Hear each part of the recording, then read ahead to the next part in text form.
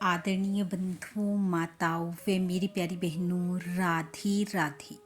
आप सभी का हमारे YouTube चैनल जीवन की धारा पर बहुत बहुत स्वागत है।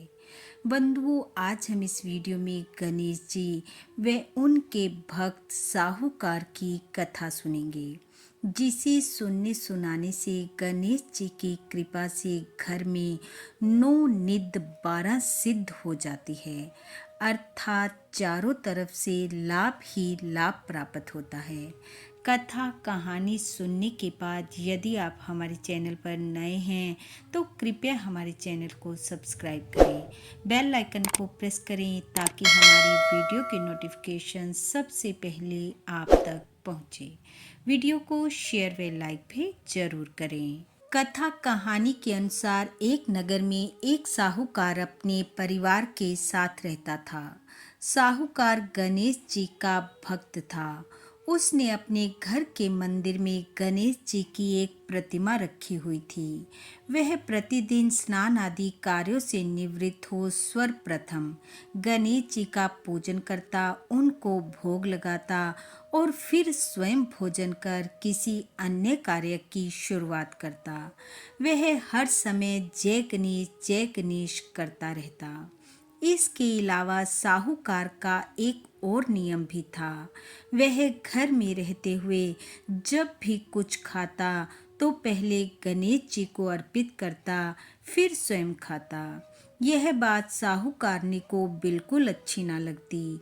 वह साहूकार से कहती, पूजा और भोग समय के अनुसार ही होता है, तुम सारा दिन ही ये सब करते रहते हो। पर साहूकार पर उसकी बातों का कोई असर नहीं होता और साहूकारनी मन ही मन कुढ़ती रहती। एक दिन साहूकार किसी कार्य से बाहर गया हुआ था। उस दिन साहूकारनी ने गणेश जी की प्रतिमा को उठाया और कपड़े में लपेटकर घर के बाहर बने बगीचे में ले जाकर जमीन में दबा दिया और मन ही मन कहने लगी, अब देखती हूँ क्या करेंगे तुम्हारे गणेश जी। अगले दिन जब साहूकार घर लौटा और स्नान आदि कार्यों से निवृत्त हो मंदिर में पूजा करने गया तो उसने देखा मंदिर में गणेश जी की प्रतिमा नहीं है। उसने साहूकारनी से पूछा कि गणेश जी की प्रतिमा कहाँ है। वह कहने लगी, मुझे क्या पता कहाँ है। साहूकार ने प्रतिमा को घर के हर कोने में ढूंढा, परंतु वह नहीं मिली। यह देखकर साहूकार बहुत उदास हो गया और उस दिन वह गणेश जी को भोग नहीं लगा पाया। गणेश जी को भोग नहीं लगा, इसलिए उसने भी उस दिन कुछ नहीं खाया। पूरा दिन यूं ही बीत गया।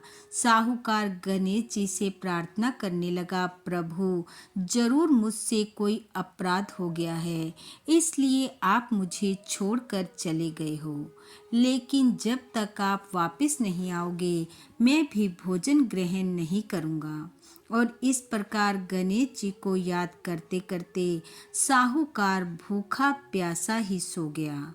अपने प्रति साहूकार की सच्ची श्रद्धा व भक्ति देखकर गणेश जी ने साहूकार को स्वप्न में दिखाया, जिसमें साहूकार ने देखा कि वह गणेश जी को लड्डू का भोग लगा रहा है। इतने में वहां एक चूहा आया। साहूकार ने चूहे को भी लड्डू दिया। चूहा लड्डू लेकर बाहर की ओर भागा। साहूकार भी उसके पीछे हो लिया। साहूकार ने देखा चूहे ने बगीचे में एक स्थान पर लड्डू को रखा और उस जगह को खोदने लगा और उस स्थान को खोदकर लड्डू उसमें छुपा दिया। इतना स्वप्न देखते ही साहूकार की आंख खुल गई। वह इस स्वप्न को देखकर हैरान था, पर तभी उसकी नज़र घर से बाहर की ओर भागते हुए एक चूहे पर पड़ी। साहूकार उसके पीछे भागा और उसने अपने आप को ठीक उसी स्थान पर खड़ा पाया जहां वह लड्डू पड़ा था। साहूकार ने जल्दी से उस स्थान को खोदा तो शीघ्र ही उसे कपड़े में लिपटे गणेश जी की प्रतिमा मिल गई। साहूकार की प्रसन्नता का ठिकाना ना रहा। वह गणेश जी की प्रतिमा को निकाल कर लाया, स्नान करवा गणेश जी को फिर से मंदिर में स्थापित किया और पूजा की।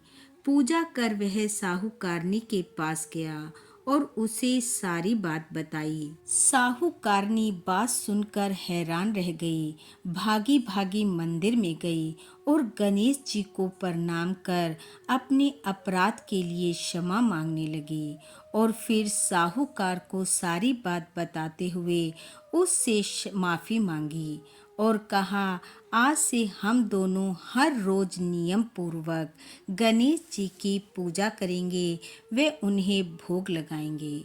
और फिर दोनों नियम पूर्वक गणेश जी की आराधना करने लगे। गणेश जी की कृपा से उनके घर में 9 निध 12 सिद्ध हो गई। धन धान्य के घर में भंडार भर गए। हे गणेश जी महाराज, जैसे साहूकार और साहूकारनी को दिया वैसा सबको देना। इस कथा कहानी को सुनने वाले सुनाने वाले सबके घर में 9 निध 12 सिद्ध करना, सबकी मन इच्छा को पूरा करना।